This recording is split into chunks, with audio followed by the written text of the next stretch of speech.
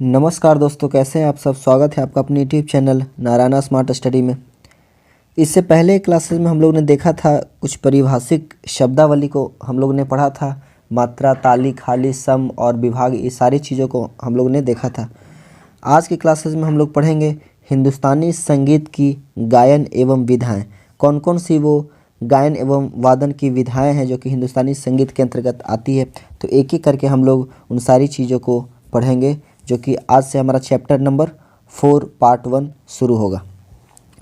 तो चलिए शुरू करते हैं। स्वर एवं लयबद्ध या तालबद्ध शब्दों से निर्मित रचना को गीत कहते हैं। अब गीत किसको कहते हैं हम लोग? तो स्वर एवं लयबद्ध या तालबद्ध जो शब्दों से जो निर्मित रचना होती है उसी को हम लोग क्या कहते हैं? तो गीत कहते हैं। रचना में शब्द चाहे सार्थक हो या निरर्थक, भावयुक्त अभिव्यक्ति ही गीत रचना का उद्देश्य होती है। रचना में शब्द जो हो, चाहे सार्थक हो या फिर निरर्थक हो, भावयुक्त अभिव्यक्ति ही गीत रचना का क्या होती है? उद्देश्य होती है। गीत रचना का सौंदर्य उसमें अभिव्यक्त का आकर्षण तथा मनोरंजन का तत्व उत्पन्न करने के लिए विभिन्न सांगीतिक तत्वों का प्रयोग समाविष्ट रहता है। मतलब गीत रचना का सौंदर्य उसमें क्या होता है? अभिव्यक्त का आकर्षण तथा मनोरंजन का तत्व उत्पन्न करने के लिए विभिन्न सांगीतिक तत्वों का प्रयोग समाविष्ट रहता है। इन्हीं सांगीतिक तत्वों के भिन्न भिन्न प्रयोगों की सांगीतिक विधाएं अलग अलग रूप में पहचानी जाती है, जैसे कि ध्रुपद, धमार, ख्याल, ठुमरी, टप्पा, तराना, चतुरंग, लक्षण गीत, भजन, कव्वाली और आदि। एक और ये सांगीतिक विधाएं उत्तर भारत में हिंदुस्तानी संगीत, शास्त्रीय संगीत के स्वरूप को प्रकाशित करती हैं, तो वहीं दूसरी ओर इसी प्रकार दक्षिण भारत में कर्नाटकी संगीत की अनेकानेक विधाएं उसके स्वरूप को स्पष्ट करती हैं। कहने का मतलब है कि जो सांगीतिक जो तत्व है हमारे हिंदुस्तानी संगीत में वो अलग अलग विधाएं के रूप में पहचानी जाती है। जैसे कि हमारा ध्रुपद हो गया, आपका है ना, क्या हो गया हमारा?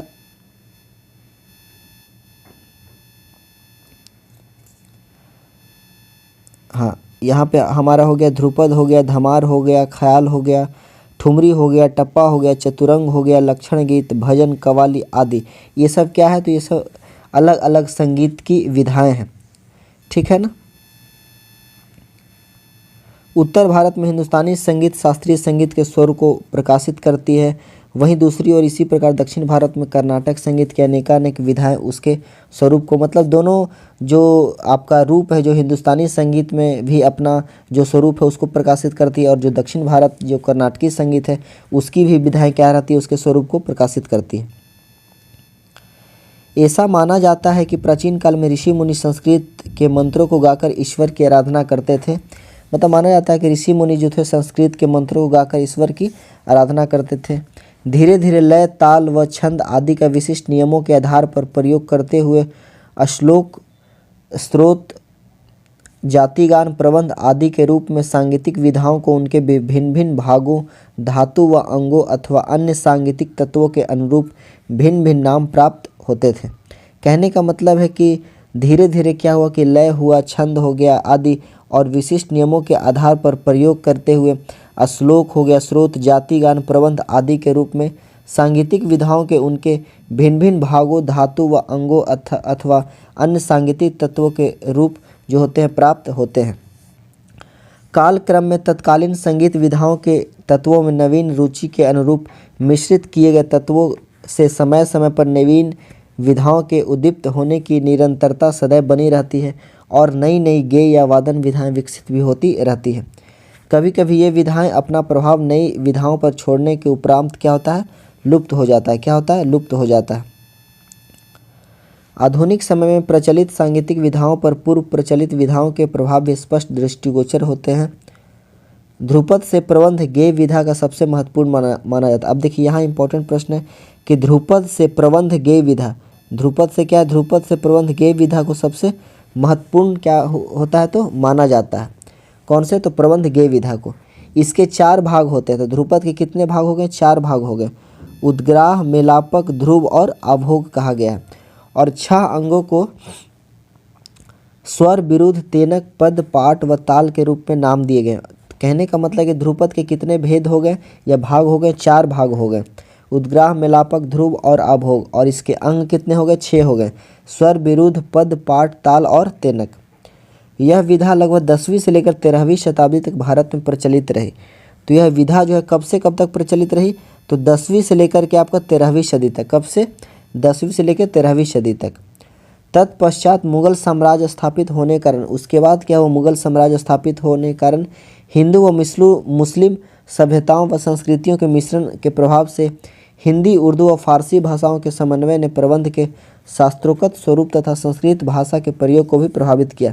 इसके बाद क्या हुआ कि आपका मुगल साम्राज्य स्थापित हो गया, तो हिंदू और जो मुस्लिम सभ्यता के जो लोग थे वो क्या किए, उनके संस्कृतियों के प्रभाव से, जो उनकी सभ्यता थी और उनकी जो संस्कृति थी उसके प्रभाव से हिंदी में, उर्दू में, फारसी के मिला करके उनके समन्वय से प्रबंध के शास्त्रोक्त स्वरूप तथा संस्कृत भाषा के प्रयोग को भी उन्होंने क्या किया है, तो प्रभावित किया है।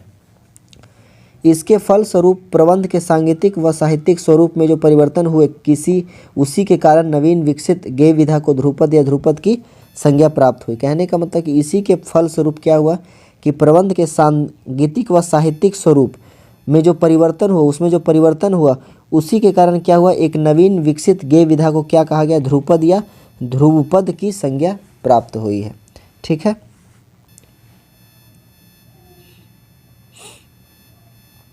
अब देखिए ध्रुपद के बारे में क्या कहा जा रहा है। तो ध्रुपद शब्द दो शब्दों के योग से कितने शब्दों के योग से निर्मित हुआ है, तो 2 शब्दों के योग से निर्मित हुआ। ध्रुव और पद, कौन से शब्द से, ध्रुव और पद, जिसका शाब्दिक अर्थ है ऐसा पद जो अटल है, ऐसा पद जो कि क्या है, अटल है, और जिसमें वाक्य, वर्ण, अलंकार, लय, यति आदि स्पष्ट रूप से दिखाई पड़ते हैं। जिसमें कि आपका वाक्य हो, वर्ण हो, अलंकार हो, यति हो, लय हो, वह स्पष्ट रूप से क्या करते हैं, दिखाई पड़ते हैं। ध्रुव का अर्थ क्या होता है, तो ध्रुव का अर्थ होता है ईश्वरोपासना तथा पद का अर्थ होता है पद रचना। कहने का मतलब है कि ध्रुव का अर्थ क्या होता है, ईश्वरोपासना मतलब ईश्वर की उपासना करना, और पद मतलब रचना। अर्थात ध्रुपद का अर्थ हो गया ईश्वरों उपासना में गाए जाने वाले पद, मतलब ईश्वर की उपासना, उनकी आराधना करते वक्त जो गाए जाने वाले पद हुए वही क्या हुआ, ध्रुपद हुआ। महान संगीतकार तानसेन के अनुसार 4 तुकों से युक्त शुद्ध अक्षरों वाली नव रसों से युक्त रचना ध्रुपद है। अब देखिए ध्रुपद की जो बताई जा रही है, इसमें बात बताई जा रही है तानसेन के द्वारा कि क्या बताई जा रही है, तो बताई जा रही है तो 4 तुकों से युक्त शुद्ध रचना, 4 तुकों से युक्त जो शुद्ध अक्षरों वाली जो रचना है, जो नव रसों से युक्त है, उसी को हम लोग क्या कहते हैं, तो ध्रुपद कहते हैं। की बंदिशें प्रायः हिंदी, उर्दू तथा ब्रज भाषा। अब इसकी जो भाषा है कौन से भाषा में मिलती है ध्रुपद, तो इसकी जो बंदिशें होती है वह हिंदी में, उर्दू में और ब्रज भाषा में मिलती है। हालांकि हिंदी की बंदिशें अधिक प्रचार में है, हालांकि जो हिंदी की जो भाषा है वह क्या है, जो हिंदी की जो ध्रुपद की भाषा वह क्या है, अधिक प्रचार में है। प्राचीन काल में ध्रुपद गायकों को कलावंत कहा जाता था। प्राचीन काल में जो ध्रुपद गायक होने उन्हें क्या कहा जाता था, तो उन्हें हम लोग कलावंत कहते थे। क्या कहते थे, कलावंत कहते थे। ध्रुपद दमदार आवाज़ की गायकी है। जो ध्रुपद है वह कैसी गायकी है, तो दमदार आवाज़ की गायकी है। इसमें गमक व मिंड का प्रयोग विशेष रूप से किया जाता है। इसमें क्या किया जाता है, तो गमक और मिंड का प्रयोग विशेष रूप से किया जाता है। ध्रुपद जो है गंभीर प्रकृति की गायकी है। अब इसकी प्रकृति क्या है, तो ध्रुपद की जो प्रकृति है वह क्या है, गंभीर है। ये आप लोग ध्यान में रखेंगे ये सब सारी बातों को, कि इसकी प्रकृति क्या है, गंभीर है। इसमें गमक व मिंड का प्रयोग होता है। इसकी बंदिशें प्राय किस भाषा में होती है, हिंदी में, उर्दू में और ब्रज भाषा में होती है। इसे गाने में कंठ तथा फेफड़ों पर जोर पड़ता है। ध्रुपद को गाने में कहाँ जोर पड़ता है, तो कंठ और फेफड़ों पर जोर पड़ता है। ध्रुपद की संगत अधिकतर पखावा जैसे गंभीर वाद्य से होती है। जो ध्रुपद की संगत होती है वह अधिकतर कैसी होती है, तो पखावा जैसे गंभीर वाद्य से होती है। मतलब कि ध्रुपद किस पे बजाया जाता है, तो पखावज पे बजाया जाता है। लेकिन अब ध्रुपद जो है वो तबले पर भी बजाई जाने लगी है, मतलब तबले पर भी उसकी संगत की जाने लगी है। ध्रुपद के साथ बजाई जाने वाली तालों में कौन कौन से नाम है ताल के, तो चौताल, सूल ताल, तिब्रा ताल और ब्रह्म ताल। ये सारी तालें कौन सी हैं, तो ध्रुपद पर बजाई जाने वाली ताल का नाम है। अब देखिए ध्रुपद की बंदिश के कितने भाग होते हैं, तो 4 भाग होते हैं। कौन कौन से, अस्थाई, अंतरा, संचारी और अभोग। ये किसके भाग हैं, तो ध्रुपद की बंदिश के 4 भाग हैं। हकीम मोहम्मद करम इमाम के मुआदलुल मौशिकी नामक ग्रंथ में ध्रुपद शैली की 4 वानियों का उल्लेख है। अब इसमें क्या कहा गया है कि जो हकीम मोहम्मद करम इमाम हैं, उनका ग्रंथ है मुआदनुल मुशिकी, मौशिकी भी बोलते हैं, मुश्की भी बोलते हैं। मुआदनुल मौशिकी नामक ग्रंथ में क्या है तो ध्रुपद शैली की 4 बानियों का उल्लेख है। कहने जो ध्रुपद है उसकी जो शैली है उसके कितने वाणी है तो ध्रुपद की शैली की 4 बानियों का उल्लेख किया है। कितने बानियों को? 4 बानियों का उल्लेख किया गया है। पहला बानी है आपका खंडार बानी, दूसरा डागुर बानी, तीसरा नौहार बानी, चौथा आपका गोबरहार बानी। मतलब कि 4 प्रकार के बानी का उल्लेख किया गया है। किनके ग्रंथ में? तो हकीम मोहम्मद करम इमाम के ग्रंथ में, जिनका ग्रंथ का नाम है मुआदनुल मौशिकी। ध्रुपद के गायन में प्रारंभ में नोम तोम रीते आदि बोलों से, ध्रुपद के गायन में क्या है तो नोम तोम रीते आदि बोलों से मंद्र मध्य व तार सप्तक में आलाप करते हैं। ध्रुपद के गायन में हम लोग सबसे पहले क्या करते हैं तो नोम तोम रीते जो उसके बोल है उसे क्या करते हैं तो मंद्र मध्य व तार सप्तक में आलाप करते हैं। धीरे धीरे आलाप की लय बढ़ाते जाते हैं, धीरे धीरे क्या करते हैं आलाप की लय बढ़ाते जाते हैं। और फिर ध्रुपद गायन बंदिश से प्रारंभ होता है, और फिर जो ध्रुपद क्या होता है बंदिश से हम उसको प्रारंभ होता है। ध्रुपद गायन में विभिन्न लयकारियों का प्रदर्शन गायक कुशलतापूर्वक करते हैं। ध्रुपद गायन में क्या होता है कि विभिन्न लयकारी का प्रदर्शन क्या करते हैं गायक बहुत ही कुशलतापूर्वक करते हैं। इन लयकारियों में क्या होता है कि आड़ हो गया, दुगुन हो गया, तिगुन हो गया, छगुन हो गया, आठगुन आदि लयकारियाँ की जाती है। ध्रुपद गायन में गमक तथा मिंड का प्रयोग विशेष महत्व रखता है। अब देखिए ध्रुपद में सबसे ज़्यादा किस चीज़ का प्रयोग करते हैं तो हम लोग गमक और मिंड का प्रयोग करते हैं। किसका कहते हैं? गमक और मिंड का प्रयोग करते हैं। इसमें मुर्की तथा ताने वर्जित है। अब ये प्रमुख बातें हैं, इसको आप लोग याद रखेंगे। इसमें किस चीज़ की वर्जित है तो मुर्की और तान ध्रुपद में वर्जित है, और गमक और मिंड का प्रयोग हम लोग प्रचुर मात्रा में करते हैं, है ना। ध्रुपद में प्रायः वीर रस, रौद्र रस, शांत रस, श्रृंगार, करुण तथा भक्ति रस की अभिव्यक्ति होती है। कहने का मतलब है कि ध्रुपद में किस रस की अभिव्यक्ति होती है तो वीर रस, रौद्र रस, श्रृंगार रस, करुण रस और भक्ति रस की अभिव्यक्ति होती है। ध्रुपद गायकों में प्रमुख रूप से वासिफुद्दीन डागुर, बहराम खान, बंदे खां, जाकिरुद्दीन मलिक, उस्ताद अमीनुद्दीन मलिक, डागुर, पंडित अभय नारायण मलिक और पंडित विदुर मलिक आदि के नाम क्या है तो उल्लेखनीय है। ठीक है, चलिए अब देखते हैं ख्याल। तो उत्तर भारतीय शास्त्रीय संगीत के अंतर्गत वर्तमान काल में ख्याल का सर्वाधिक प्रचलित गेय विधा के रूप में महत्वपूर्ण स्थान है। कहने का मतलब उत्तर भारतीय शास्त्रीय संगीत के अंतर्गत जो ख्याल है हमारा उसका सर्वाधिक प्रचलित है, वह सबसे ज़्यादा प्रचलित गेय विधा है। कौन सा? ख्याल। किसमें? तो उत्तर भारतीय शास्त्रीय संगीत में, और यह बहुत ही महत्वपूर्ण स्थान रखता है। ख्याल का शाब्दिक अर्थ क्या है तो कल्पना या सृजनात्मकता। इसका जो शाब्दिक अर्थ है वह आपको कल्पना है या फिर सृजनात्मकता है। संभवतः ख्याल गायन के आधुनिक स्वरूप में भी यही अर्थ प्रकाशित होता है।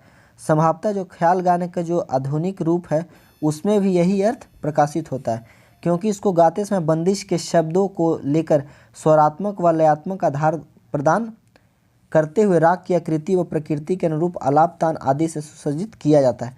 कहने का मतलब है कि बंदिश के शब्दों को लेकर हम लोग क्या करते हैं स्वर के हिसाब से और लयात्मक आधार प्रदान करते हुए राग का आकृति व प्रकृति के अनुरूप आलाप तान से क्या करते हैं उसको सुसज्जित करते हैं, उसको सजाते हैं। इसमें एक ओर राग का सौंदर्य और दूसरी ओर बंदिश का सौंदर्य गायक के कला कौशल से अवतरित होता है। इसमें एक ओर क्या होता है तो राग का सौंदर्यात्मक प्रभाव आता है, दूसरी ओर बंदिश का सौंदर्य बंदिश का जो सौंदर्य है वो गायक की कला को और भी अवतरित करता है और भी अच्छा करता है। ऐतिहासिक पृष्ठभूमि की दृष्टि से जिस प्रकार ध्रुपद को प्रबंध से आविर्भूत माना गया है, उसी प्रकार संगीत रत्नाकर में शारंगदेव द्वारा वर्णित रूपका लाप्ति को तथा मतंग मुनिकृत बृहदेशी ग्रंथ में वर्णित 5 गीतियों। अब देखिए यहाँ पे एक एक करके देखते हैं हम लोग कि ऐतिहासिक पृष्ठभूमि की दृष्टि जिस प्रकार ध्रुपद को प्रबंध से आविर्भूत माना गया, जिससे कि ध्रुपद को किसके अंतर्गत माना गया है तो आपको प्रबंध से अभिभूत माना गया। किसके माना गया? प्रबंध से अभिभूत माना गया। उसी प्रकार संगीत रत्नाकर ग्रंथ में जो सारंगदेव लिखे हैं उनके द्वारा रूपका लाप्ति को, किसके द्वारा? रूपका लाप्ति को तथा मतंग मुनिकृत, जो मतंग मुनिकृत बृहदेशी ग्रंथ में जो वर्णित 5 गीति है, कितनी है? 5 गीति है बृहदेशी ग्रंथ में, शुद्धा, बिन्ना, गौड़ा, बेसरा और साधारणी में से साधारणी गीति को ख्याल की उत्पत्ति का पूर्व पीठिका माना गया। कहने का मतलब है इसमें कि संगीत रत्नाकर जो ग्रंथ है उसमें सारंग देव द्वारा जो वर्णित रूपका लाप्ति है उसके द्वारा, और जो बृहदेशी में जो मतंग मुनिकृत जो बृहदेशी ग्रंथ लिखे उसमें से जो साधारणी गीति है उसमें से ख्याल की उत्पत्ति मानी गई है। साधारणी से और रूपका लाप्ति से क्या माना गया? ख्याल की उत्पत्ति मानी गई है। राग तथा बंदिश के विस्तार तथा स्वर व लय के विविध प्रयोगों में साम्यता दृष्टिगोचर की जाती है। तो इस बात को आप लोग बिल्कुल ध्यान में रखेंगे कि जो ख्याल की उत्पत्ति कैसे, संगीत रत्नाकर के सारंग देव के रूपका लाप्ति से और बृहदेशी ग्रंथ के जो मतंग मुनिकृत हुए उनके साधारणी गीति से ख्याल का उत्पत्ति माना गया है। भारत में विदेशियों के आगमन से के कारण भारत की प्राचीन व सनातन संस्कृत भाषा विलुप्त होती गई। भारत में क्या हुआ कि विदेशों के आगमन से क्या हुआ कि भारत की जो प्राचीन व सनातन संस्कृत भाषा थी वह क्या हुई? विलुप्त होती चली गई। ध्रुपद के साथ साथ विकसित होने लगी ख्याल गेय विधा की बंदिशें भी ब्रज, अवधी, हिंदू, उर्दू व राजस्थानी आदि प्रादेशिक भाषाओं के शब्दों से युक्त होकर प्रचलित होती रही। क्या हुआ कि ध्रुपद के साथ साथ जो विकसित होने वाली जो ख्याल विधा थी उसकी जो बंदिशें भी क्या हुई? तो प्रचलित होने लगी, जो कि ब्रज में था, अवधी में था, हिंदू में था और राजस्थानी में था। ठीक है। ख्याल के विकास के संदर्भ में ऐसा माना जाता है कि लगभग 15वीं शताब्दी में माना जाता है इसके विकास में कि 15वीं शताब्दी में जौनपुर के बादशाह सुल्तान हुसैन सरकी ने इस शैली का प्रचार किया। अब देखिए ख्याल का विकास के संदर्भ में क्या माना जाता है कि 15वीं शताब्दी के लगभग की जौनपुर के बादशाह कौन थे? सुल्तान हुसैन सरकी ने इस शैली का प्रचार किया। किस शैली का? ख्याल शैली का। आगे चलकर सदारंग और अदारंग ने मोहम्मद शाह रंगीले के शासनकाल में, आगे चल के कौन? सदारंग और अदारंग ने मोहम्मद शाह रंगीले के शासनकाल में इस शैली का भी प्रचार किया। कौन सी शैली? तो ख्याल शैली का। किसने? सदारंग और अदारंग ने मोहम्मद शाह रंगीले के शासनकाल में। सदारंग और अदारंग ने ऐसी कई बंदिशें की रचना की जिसमें मोहम्मद शाह रंगीले का नाम भी आया है। कहने का मतलब जो सदारंग अदारंग हुए उन्होंने कई बंदिशों की रचना की है जिन्होंने अपने बंदिश में किसका नाम दिया? तो मोहम्मद शाह रंगीले का नाम दिया है। ख्याल में एक बंदिश या एक रचना होती है। ख्याल में कितनी बंदिश होती है? तो एक ही बंदिश या रचना होती है। इसमें शब्द अधिकांशतः हिंदी में, उर्दू में या ब्रज भाषा में, इसकी जो शब्द होते हैं वह हिंदी में, उर्दू में या ब्रज भाषा में होते हैं। यह विभिन्न राग एवं तालों में गाई बजाई जाती है। यह विभिन्न रागों में, तालों में गाई बजाई जाती है। अधिकतर 3 ताल, झपताल, एक ताल, झुमरा रूपक में ख्याल की बंदिशें गाई जाती है। अधिकतर क्या होता है कि झपताल में, एक ताल में, झुमरा में, रूपक में ख्याल की बंदिशें गाई जाती है, जो प्रायः विलंबित, मध्य एवं द्रुत लय में प्रस्तुत की जाती है। जो किस लय में प्रस्तुत की जाती है? तो विलंबित लय में एवं द्रुत लय में प्रस्तुत की जाती है ख्याल की। और किस ताल में गाई जाती है? तो 3 ताल, झपताल, एक ताल और झुमरा ताल में। ठीक है। ख्याल शैली ख्याल शास्त्रीय संगीत की सबसे प्रचलित विधाओं में से एक है। जो ख्याल शास्त्रीय संगीत है वह सबसे प्रचलित विधाओं में से है। ध्रुपद शैली की अपेक्षा ख्याल शैली में गंभीरता कम होती है। जो ध्रुपद में क्या होता है? गंभीरता ज़्यादा होती है, लेकिन उसकी अपेक्षा ख्याल शैली में गंभीरता कम होती है। क्या होती है? कम होती है। ख्याल गायन में राग के स्वरूप का ध्यान रखते हुए आलाप तान, बोल तान, कर्ण तथा मुर्की आदि का प्रयोग किया जाता है। ख्याल गायन में हम लोग क्या करते हैं कि राग के स्वरूप को ध्यान रखते हुए आलाप करते हैं, तान करते हैं, बोल तान करते हैं, कर्ण तथा मुर्की आदि का प्रयोग करते हैं। इन तत्वों का प्रयोग करते हुए गायक अपनी कल्पना को सुरों के माध्यम से अभिव्यक्त करता है। इन तत्वों का प्रयोग करते हुए क्या होता है कि गायक अपनी कल्पना से क्या करता है? सुरों के माध्यम से अभिव्यक्त करता है। ख्याल शैली में प्रायः 2 बंदिशें गाई जाती है। ख्याल शैली में कितनी बंदिशें? 2 बंदिशें गाई जाती है। विलंबित यानी बड़ा ख्याल और द्रुत यानी छोटा ख्याल की रचनाएं प्रायः श्रृंगार, विरह, प्रेम तथा भक्ति भाव आदि से संबंधित होते हैं। कहने का मतलब एक ख्याल शैली में कितनी 2 बंदिशें गाई जाती है, एक विलंबित और दूसरा बड़ा ख्याल। मतलब विलंबित को ही हम लोग बड़ा ख्याल कहते हैं और दूसरा द्रुत यानी छोटा ख्याल। इसकी रचनाएं में कौन सी रस होती है? तो श्रृंगार, विरह, प्रेम तथा भक्ति भाव की रस झलकती है। ख्याल के जो शब्द होते हैं वह विविध रसों से, ख्याल के जो रस होते हैं, कहाँ गया? हाँ, तो विविध रसों से युक्त होते हैं। जैसे भूपाली राग का ख्याल जाऊं तोरे चरण कमल परवारी भक्ति रस दर्शाता है। अब ये जो भूपाली राग का जो ख्याल है वह किस रस को दर्शाता है? तो भक्ति रस को दर्शाता है। राग यमन कल्याण में सुंदर छवि ली नारी मोहे नैन में समाये, यह भी श्रृंगार रस को दर्शाता है। इसी तरह अलग अलग बंदिशें विभिन्न रसों को दर्शाती। इसी प्रकार अलग अलग जो बंदिशें हैं किस रस को दर्शाती है, विभिन्न रस को दर्शाती है। प्रायः विलंबित ख्याल जो होता है किस लय में गाया जाता है, तो झुमरा से लेकर एक ताल व तिलवाड़ा आदि ताल में निबद्ध होते हैं। कौन ख्याल, तो विलंबित ख्याल। किस ताल में, झुमरा, एक ताल और तिलवाड़ा में। द्रुत ख्याल की जो बंदिशें होती है वह 3 ताल में, झप ताल में, एक ताल आदि रूपक ताल में निबद्ध होती है। और जो द्रुत ख्याल की जो बंदिशें होती है वह आपको 3 ताल में, झप ताल में, एक ताल में, रूपक ताल में निबद्ध होती है। बंदिश से पूर्व संक्षिप्त आलाप किया जाता है। बंदिश गाने से पहले क्या किया जाता है, संक्षिप्त मतलब छोटा आलाप किया जाता है। तथा बंदिश के बीच में ताल के साथ विस्तृत आलाप किया जाता है। तथा बंदिश के बीच बीच में क्या किया जाता है, तो ताल के साथ विस्तृत आलाप भी किया जाता है। कुछ गायक ख्याल गायन के पूर्व नोम तोम का आलाप भी करते हैं। कुछ गायक ऐसे भी होते हैं जो कि ख्याल गायन से पहले ही नोम तोम का क्या करते हैं, आलाप करते हैं। ताल के साथ बोल आलाप, ताल के साथ बोल आलाप करते हैं। बोल तानों द्वारा भी राग में वैचित्र उत्पन्न किया जाता है। अब बोल तान के द्वारा भी क्या किया जाता है, तो वैचित्र मतलब एक अलग प्रकार का, मतलब कि भावना या फिर उसको एक अलग विचित्र तरह का एक मतलब उसको हम लोग क्या कह सकते हैं एक रूप पैदा किया जाता है। बंदिश के शब्दों को लेकर बोल आलाप एवं बोल तान प्रस्तुत करने का प्रचलन भी इस विधा की अति उत्तम सृजनशीलता को दर्शाता है। बंदिश के जो शब्द को लेकर के बोल आलाप और बोल तान भी प्रस्तुत करने का प्रचलन बहुत ही अच्छी तरीके से उसको दर्शाता है। अब ख्याल गायकी में मिंड, खटका, मुर्की, कण इत्यादि सौंदर्यात्मक तत्वों का व्यवहारिक प्रचलन में। ख्याल गायकी में क्या है कि मिंड हो गया, खटका हो गया, मुर्की हो गया, कण हो गया आदि सौंदर्यात्मक तत्वों का व्यवहार भी क्या होता है, हमारा प्रचलन में है। चलिए हम लोग थोड़ा इसको देख लेते हैं। विलंबित ख्याल हमारा क्या होता है, तो विलंबित ख्याल को बड़ा ख्याल भी कहते हैं। विलंबित ख्याल को हम लोग क्या कहते हैं, बड़ा ख्याल भी कहते हैं। इसे गाने के पहले राग के स्वरूप को ध्यान रखते हुए, इसे गाने के पहले क्या किया जाता है, तो राग के स्वरूप का ध्यान रखते हुए कुछ स्वर समुदाय आकार में आलाप के रूप में गाकर तब ख्याल की बंदिशें को हम लोग शुरू करते हैं।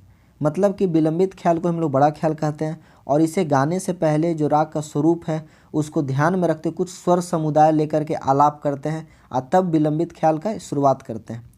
गाने की बंदिश के बोलों को अपनी कल्पना शक्ति के आधार पर राग के स्वरूप का ध्यान रखते बोल आलाप गाए जाते हैं। कहने का मतलब कि जो गाने की जो बंदिश होती है उसको अपनी कल्पना शक्ति के आधार पर क्या करते हैं, राग का स्वरूप रखते हुए ध्यान में बोल आलाप करते हैं। क्या करते हैं, बोल आलाप करते हैं। फिर कुछ लय बढ़ाकर स्वर में ताने की जाती है। फिर कुछ लय को हम लोग बढ़ा देते हैं और क्या की जाती है, ताने की जाती है। और अंत में लय बढ़ाकर आकार में ताने प्रस्तुत करते हैं। और अंत में क्या करते हैं, लय को बढ़ा करके ही आकार में तान को प्रस्तुत करते हैं। और उसके बाद क्या होता है, विलंबित ख्याल की समाप्ति की जाती है, गायन को समाप्त किया जाता है।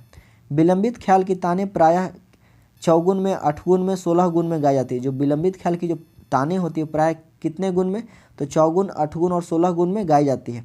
ये ख्याल जो होता है प्रायः एक ताल, तिलवाड़ा ताल, झुमरा ताल तथा आड़ा 4 ताल में निबद्ध होते हैं। ये जो ताल होते हैं प्रायः एक ताल में, तिलवाड़ा में, झुमरा में तथा आड़ा 4 ताल में निबद्ध होते हैं। कौन से, विलंबित ख्याल। अब देखिए द्रुत ख्याल हमारा क्या होता है, तो द्रुत ख्याल हमारा होता है, द्रुत ख्याल को हम लोग छोटा ख्याल भी कहते हैं। इसको कौन सा ख्याल कहते हैं, छोटा ख्याल कहते हैं। इसका जो गायन होता है वह मध्य लय या द्रुत लय में होता है। इसका जो गायन होता है वह मध्य लय या फिर द्रुत लय में होता है। इसके गायन में विलंबित ख्याल की अपेक्षा कम समय लगता है। इसके गायन में क्या होता है, कम समय लगता है किसके अपेक्षा, विलंबित ख्याल मतलब बड़ा ख्याल के अपेक्षा। इसी कारण इसे छोटा ख्याल कहते हैं, इसीलिए हम लोग इसको छोटा ख्याल कहते हैं। इसके गायन में ख्याल के प्रारंभ में आकार में आलाप गाकर द्रुत ख्याल के गायन प्रारंभ करते हैं। इसके गायन में क्या करते हैं, तो ख्याल के प्रारंभ में ही हम लोग आकार में आलाप करते हैं। सबसे पहले क्या करेंगे, आकार में आलाप करेंगे और उसके बाद द्रुत ख्याल का, छोटा ख्याल का शुरुआत करते हैं।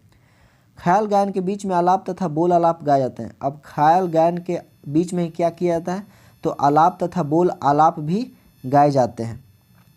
बीच बीच में बोल बाँट तथा विभिन्न लयकारियों का प्रदर्शन होता है। बीच बीच में क्या होता है, बोल बाँट और विभिन्न लयकारी का प्रदर्शन होता है।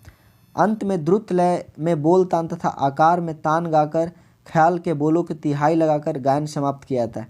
अंत में क्या किया जाता है, तो द्रुत लय में बोल तान तथा आकार में तान गाकर क्या किया जाता है, बोल तान में तान आकार में तान गाकर ख्याल के बोलों की तिहाई लगाकर गायन को क्या किया जाता है तो समाप्त किया जाता है। द्रुत ख्याल प्रायः 3 ताल में, झप ताल में, रूपक तथा द्रुत 1 ताल आदि तालों में गाए जाते हैं।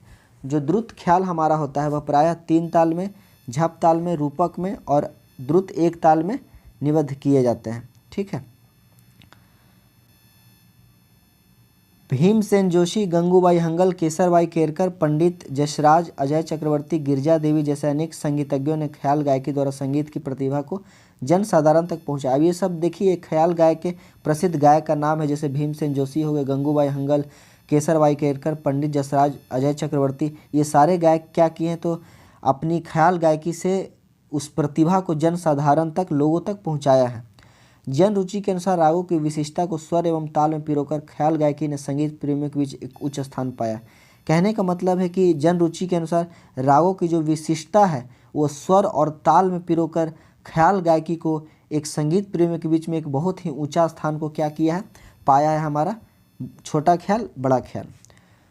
तो चलिए आज के क्लासेज में इतना ही तक रखते हैं। अगर कोई भी इसमें प्रश्न हो, कोई भी आपको डाउट हो तो कमेंट के माध्यम से पूछ सकते हैं। फिर मिलते हैं नेक्स्ट क्लासेज में नेक्स्ट टॉपिक के साथ। तब तक के लिए चैनल को सब्सक्राइब कीजिए, वीडियो को लाइक कीजिए और जितना हो सके इसे शेयर कीजिए। धन्यवाद।